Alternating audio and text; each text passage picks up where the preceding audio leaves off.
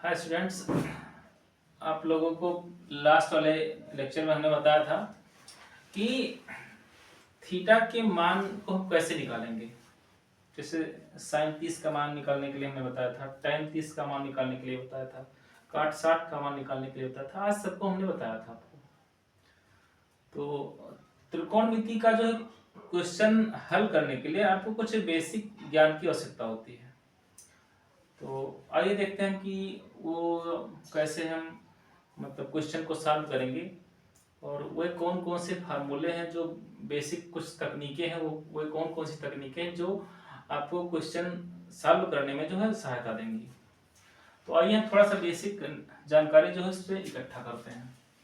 देखिए, जो high school level पर जो भी क्वेश्चन आप लगाते हो उसमें जो है जो जितने भी क्वेश्चन है सब समकोण त्रिभुज पर आधारित क्वेश्चन है। जैसे मान लीजिए ये कोई ABC कोई त्रिभुज है और कैसा त्रिभुज है, समकोण त्रिभुज है, समकोण त्रिभुज। समकोण त्रिभुज को इंग्लिश में हम क्या कहते हैं, राइट एंगल्ड ट्राइएंगल। ठीक, राइट एंगल ट्राइंगल का मतलब क्या होता है, ऐसा त्रिभुज जिसका एक कोण 90 अंश का हो उसे हम समकोण त्रिभुज कहते हैं। समकोण त्रिभुज में जो 90 अंश के जो सामने वाली जो भुजा होती है इसको हम क्या कहते हैं, कर्ण कहते हैं। क्या कहते हैं, कर्ण।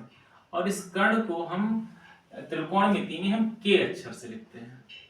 ठीक, बाकी ये जो शेष दो भुजाएं बची, इन दोनों भुजाओं में से हम एक भुजा को लंब मान लेते हैं और दूसरी भुजा को हम आधार मान लेते हैं। आप किसी को भी लंब मान सकते हो, किसी को भी आधार मान सकते हो, लेकिन अमूमन हम क्या करते हैं, ये जो उर्वार्ध जो रेखा होती है, मतलब जो खड़ी रेखा होती है, इसको हम लंब मानते हैं। क्या मानते हैं, लंब। इसको हम यल अक्षर से रिप्रेजेंट करते हैं। और जो नीचे वाली जो भुजा होती है इसको हम क्या मान लेते हैं, आधार मान लेते हैं। आधार, बेस, इसको हम ए अक्षर से लिखते हैं। ठीक, तो तीनों भुजा का आपको तो ज्ञान हो ही गया होगा। ध्यान रहे, आपको जो डिसाइड करना है कर्ण कौन सी भुजा होगी, 90 अंश की सामने वाली भुजा होगी। ठीक, अब जैसे साइन थीटा बराबर क्या होता है, लंब बटे कर्ण होता है। क्या होता है, लंब बटे कर्ण। इसको हम लिखते हैं क्या, कैसे, यल अपान ए। ऐसे cos थीटा बराबर क्या हो जाएगा, tan थीटा बराबर क्या हो जाएगा, cot थीटा बराबर क्या हो जाएगा। इन सबको जानकारी के लिए हमको एक फार्मूला याद रखने की जरूरत है, यल ए यल अपान के ए। ये यल ए यल अपान के ए क्या है, इसको थोड़ा सा आप समझ लीजिए।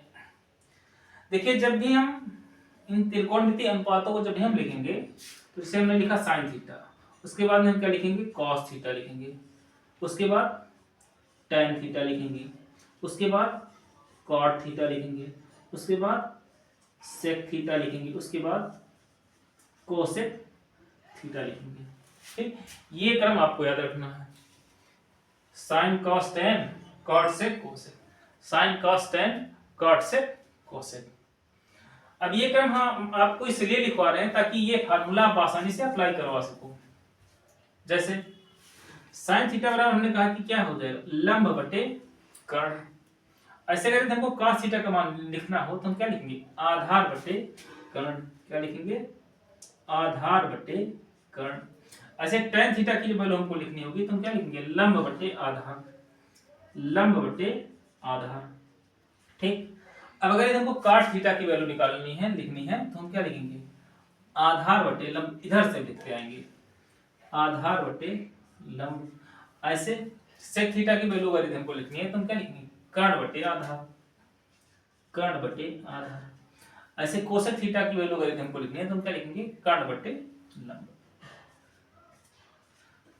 तो शायद आपको समझ में आ गया होगा कि ये यल ए यल अपान के ए ये फार्मूला है क्या, इसको हम कैसे और कहां पर अप्लाई करते हैं। ठीक, तो एक चीज तो आपको ये पता होना चाहिए। दूसरी बात देखो, ये जो हम आपको एक सीक्वेंस जो हम आपको याद करने के लिए बता रहे हैं वो इसलिए बता रहे हैं क्योंकि इसका जो है आगे न्यूमेरिकल जो भी आप क्वेश्चन सॉल्व करोगे उसमें इन रूलों को भी आपको लगाना पड़ेगा। जैसे हमने आपको पहले वाले वीडियो में ही बताया कि ये दोनों क्या होते हैं, एक दूसरे का अपोजिट होता है, उल्टा होता है। ये दोनों एक दूसरे का उल्टा होता है, ये दोनों एक दूसरे का उल्टा होता है। उल्टा का मतलब जैसे साइन थीटा बराबर हम क्या लिख सकते हैं, 1 अपॉन, देखो इसका उल्टा कौन है, कॉसेक है, तो 1/, कोसेक थीटा। ऐसे अगर यदि हमको कोसेक थीटा बराबर लिखना है तो हम क्या लिखेंगे, 1/, साइन थीटा लिख देंगे।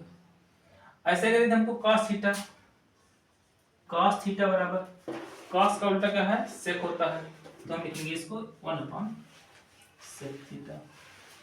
ऐसे अगर हमको tan का अपोजिट लिखना है तो हम क्या लिखेंगे, tan थीटा बराबर 1 अपॉन कॉस थीटा। ठीक, तो अगर यदि इतना ये सब समझ में आ गया हो तो आप लोग स्क्रीनशॉट ले लीजिए और उसके बाद में इसको लिख लीजिएगा। ठीक, और भी कुछ फार्मूले हैं, लेकिन अब आपको हम क्या करेंगे, कुछ न्यूमेरिकल सॉल्व करवाएंगे, उसके बाद में हम फिर आगे आपको कुछ और फार्मूले बताएंगे। ठीक, ओके, धन्यवाद।